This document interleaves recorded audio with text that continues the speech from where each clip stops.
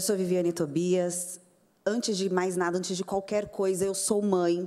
Assim como a Karen, nós estamos aqui hoje como mãe. Eu quero começar agradecendo a presença de todos vocês e, primeiramente, agradecendo a Deus por esse levante de pais que estão realmente preocupados com os filhos e com o futuro deles. Eu acredito muito que Deus levante pessoas, e Ele levantou um líder para nós conservadores, quando Ele veio falando João 8,32, conhecereis a verdade e a verdade vos libertará. E é por isso que hoje nós estamos aqui discutindo um assunto que ninguém discutia antes, que é a doutrinação em sala de aula. Nós somos libertos dessas narrativas da esquerda, dessas amarras da esquerda, e estamos aqui hoje lutando pelos nossos filhos.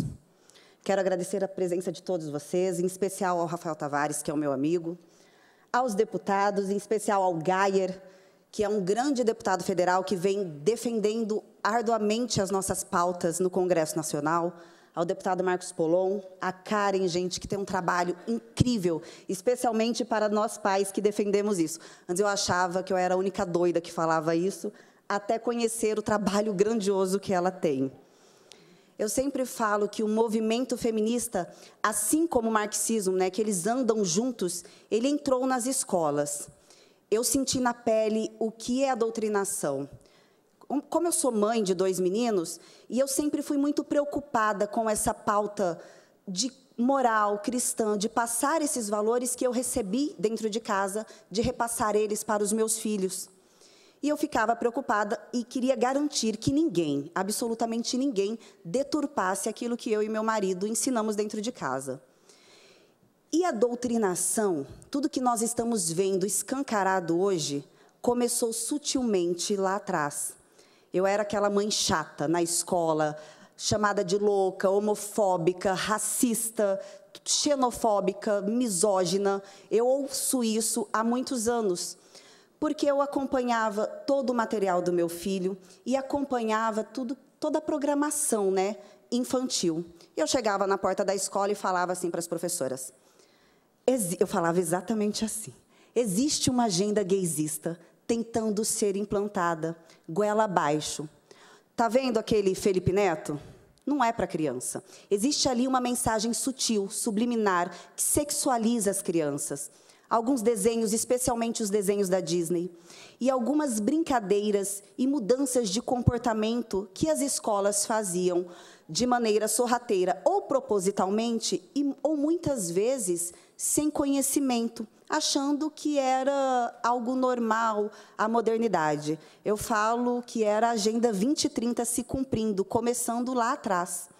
Um exemplo que eu tive já de cara, assim, quando meu filho era pequeno, foi quando a professora pediu para que ele, por exemplo, confraternizasse e, do lado do amiguinho dele, ele desse um beijo e um abraço no amigo. Na época, ele tinha 4, 5 anos de idade. Prontamente, ele se negou, colocou o dedinho para a professora e falou, não, eu não vou beijar outro homem. Homem não beija homem. Obviamente, a professora mandou me chamar nessa mãe louca aqui, que não deixa o filho beijar outro homem. E eu conversei com ela e expliquei, não, meu filho foi ensinado que homem não tem que ficar beijando outro homem. Ele conversa, ele tem troca de carinho dentro de casa, assim, com o pai dele, com o vô, com o irmão. E até porque, com isso, a gente afasta os nossos filhos das presas e das garras dos pedófilos, né? Que a gente sabe que estão no meio, especialmente das crianças. E avalidei, com isso, a masculinidade dele. Porque, sorrateiramente, o movimento feminista, ele vem desconstruindo isso. Essa é a palavra de ordem delas, desconstruir a masculinidade. Quando a gente coloca aí ó, a palavra desconstrução, igualdade, liberdade sexual, ideologia de gênero, a gente já sabe que é coisa de comunista e Agenda 2030. Avalidei a masculinidade dele, achei muito maravilhoso que ele, assim, ele não só ouviu aquilo que nós ensinamos para ele dentro de casa, como ele defendeu esses princípios diante de uma autoridade, que seria a professora. A partir daí, dessas reclamações que eu via constantemente, começou comigo uma guerra pessoal, uma perseguição implacável dentro da escola, ao ponto da diretora, à época, chamar o meu filho dentro de sala de aula, na época ele tinha uns 7 anos de idade, depois de um tempo que se passou, e falar exatamente assim para ele, olha, a tua mamãe está errada. ela não deveria agir assim. Eu não entendo por que ela está fazendo isso, porque ele foi abandonado na parte de instrução pela professora, que já não ensinava, que já não fazia questão que ele aprendesse.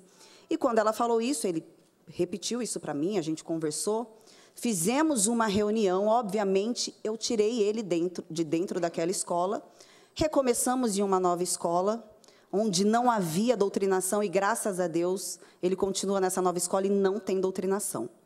O que eu quero mostrar para vocês é que o movimento feminista, sorrateiramente, vem deturpando o comportamento dos jovens, desconstruindo a masculinidade dos meninos, pervertendo e subvertendo a feminilidade das meninas, pegando no ego, na vaidade delas, falando sobre a liberdade sexual, sobre o empoderamento feminino. Parece que as jovens adoram isso, né? Palavra de ordem delas. E, com isso, elas acabam se perdendo. E eles tiram também a identidade sexual dos jovens, porque hoje a escola, além de doutrinar, eles estão sexualizando precocemente as nossas crianças, tirando a identidade, introduzindo a ideologia de gênero, que eles teimam em falar que é teoria de gênero. Com isso, eles conseguem abrir as portas para a pedofilia, porque eles tentam legalizar que um homem barbudo de 50 anos que esteja com gênero fluido possa usar o mesmo banheiro que mulheres e crianças, colocando em risco, inclusive, a segurança sexual dos mais vulneráveis. Um movimento que diz lutar pela minoria, na verdade, luta para aniquilar uma maioria. Observem que, nas escolas, eles tiraram a data, uma das datas que a gente sempre comemorou, que é o Dia dos Pais e Dia das Mães, e substituíram por Dia da Família, com a desculpa de que tem criança que não tem pai, tem criança que não tem mãe, e que hoje temos diversidade de família. Mas o que eles querem com isso é eliminar da cabeça das nossas crianças a família tradicional, colocar como um modelo retrógrado, tirar do núcleo familiar pai e mãe, tirar com isso a autoridade de pai e mãe dentro de casa. Eles estão colocando os filhos contra os pais. O Brasil, ele é signatário em um pacto internacional chamado São José da Costa Rica, em que o artigo 12 diz que cabe a primazia aos pais educar moralmente, sexualmente, religiosamente os seus filhos. Não é para militante disfarçado de professor ficar educando os nossos filhos. A função da escola é a instrução, e isso se perdeu há muitos anos. E eu sei que a maioria dos professores não concordam com isso. Muito pelo contrário, eles se sentem muitas vezes calados e oprimidos por esses militantes. Porque toda a programação do nosso país hoje, da educação do Brasil, ela foi de caso pensado lá atrás, com esse movimento ideológico e nefasto que é o movimento feminista. A revolucionária russa Alexandra Kollontai, uma das piores feministas que já existiu, até Stalin tinha medo dela, a mulher era bem diabólica, ela defendia e idealizava como sonho comunista dela em que as crianças passassem mais tempo dentro de uma repartição pública, junto, aprendendo aquilo que o Estado achasse correto ensinar para elas, do que com os seus pais. Porque o que ela defendia, não só ela como as outras feministas, era a destruição, exatamente a destruição da família tradicional. E romper, distanciar filho da mãe, era romper esse laço sagrado que nós temos com os nossos filhos. Vigiar constantemente o que está acontecendo dentro de sala de aula. Porque a esquerda, ela faz muita questão da pauta, da pasta da educação. Tudo isso porque eles sabem que a cultura precede a política. E como que eles fazem essas políticas que nós temos hoje, que é destrutiva, que é corrupta, que é ideológica da esquerda? Ocupando esse campo, gerando aí militantes e eleitores dentro de sala de aula. Nenhum político que nós estamos vendo hoje começou a defender ideologia de gênero, o feminismo, do dia para a noite ou na vida adulta. Eles foram programados desde o berço mesmo, dentro de sala de aula. Eu vou finalizar aqui falando também que tudo isso começou quando tiraram o ensino religioso dentro da escola. Muitos vão falar, mas o Estado é laico. O Estado ser laico não significa um Estado ateu. O Estado laico significa que o Estado não pode interferir nas nossas vidas, mas nós podemos e devemos interferir no Estado.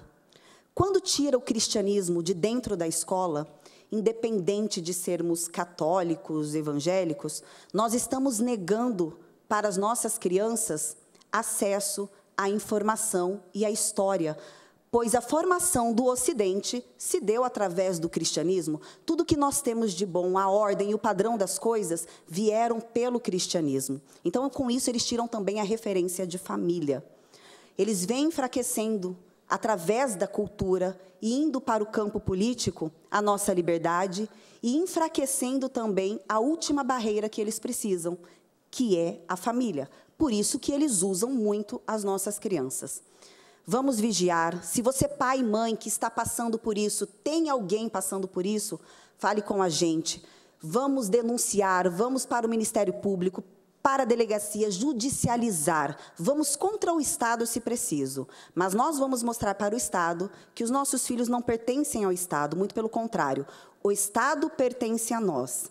Obrigada pela atenção de vocês. Que Deus abençoe as nossas crianças e o nosso país. Obrigada.